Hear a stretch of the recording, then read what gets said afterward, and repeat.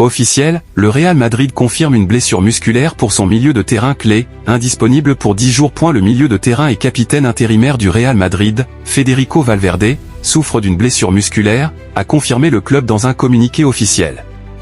Suite aux examens effectués aujourd'hui sur notre joueur Fede Valverde par les services médicaux du Real Madrid, une lésion du muscle semi-membraneux de la jambe droite a été diagnostiquée. Son rétablissement sera suivi de près, indique le communiqué. Suite aux examens passés aujourd'hui par le service médical du Real Madrid sur notre joueur Fede Valverde, une lésion du muscle semi-membraneux de la jambe droite a été diagnostiquée.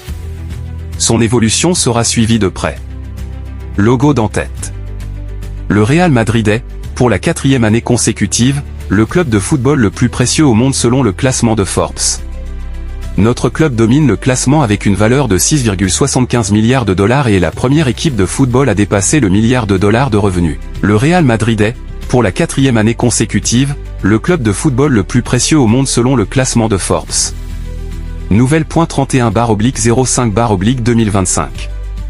Le Real Madrid est, pour la 4e année consécutive et pour la 9e fois en 12 éditions du classement Forbes, le club de football le plus valorisé au monde, avec une valeur de 6,75 milliards de dollars. Manchester United suit, 6,6 milliards de dollars. Ce prestigieux magazine note dans son rapport annuel que notre club a vu sa valeur augmenter de 2% par rapport à l'année dernière. Forbes souligne que lors de la saison 2023/24, le Real Madrid a engrangé 1,13 milliard de dollars de revenus, devenant ainsi la première équipe de football à atteindre le seuil du milliard de dollars.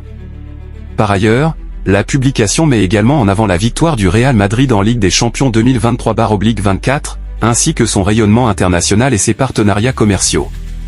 Enfin, elle souligne qu'avec l'achèvement de la rénovation du Santiago Bernabéu, le club espère accroître ses recettes les jours de match, notamment grâce à la billetterie. Le Real Madrid a déçu lors de son match nul et vierge face au Rayo Vallecano, mais il a le sentiment d'avoir été malchanceux de ne pas avoir gagné. Plus précisément, il a quitté Vallecano avec l'impression de ne pas avoir bénéficié de plusieurs pénaltys, qu'il jugeait pourtant incontestables. Le premier incident s'est produit en première mi-temps, lorsque Pep Chavarria s'est accroché avec Jude Bellingham. Selon l'ancien arbitre Eduardo Itural González, via Diario AS, le Real Madrid aurait dû bénéficier d'un pénalty pour une faute sur le milieu de terrain anglais. Ce n'est pas qu'il le retienne, c'est qu'il le retient. Il le repousse. Et c'est un pénalty. Il avait la possibilité de disputer le ballon pour tirer dans la surface. Le règlement ne parle pas de simple accrochage, mais de retenue, et le définit comme le fait de ralentir le mouvement d'un joueur. Et c'est ce qui se passe, l'accrochage empêche Bellingham de tirer. Le pénalty n'a pas été sifflé et la VAR aurait dû alerter l'arbitre. La VAR est là pour ça, pas pour simplement regarder du football. En fin de match, Kylian Mbappé a réclamé un pénalty après un contact avec Chavarria. Suite à cette décision, Real Madrid TV a vivement critiqué l'arbitre de terrain Martinez Munura, ainsi que l'arbitre vidéo Roré Figueroa Vázquez. Figueroa Vázquez a un lourd passif d'erreur dans le même sens. Le Real Madrid n'a pas bien joué, mais Barcelone est arrivé à Valcae. Au lieu de commettre ses erreurs contre eux, la VAR est défaillante même si aujourd'hui elle aurait pu être endommagée. On ne sait pas si elle a cessé de fonctionner. Il y a eu un pénalty contre Lamine Yamal, et celui de Mbappé est plus évident. Plus évident que celui du jour à Barcelone, celui que Lamine a voulu provoquer. Ce qui s'est passé aujourd'hui est injustifiable.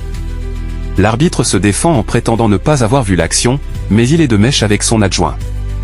C'est une farce. Ce n'est pas une erreur de sa part, mais une volonté manifeste de ne pas siffler le pénalty. Parce qu'il n'en a pas envie. Vous commettez une injustice. Il continue de faire la même chose.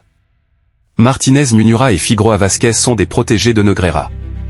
Les images le prouvent. 3012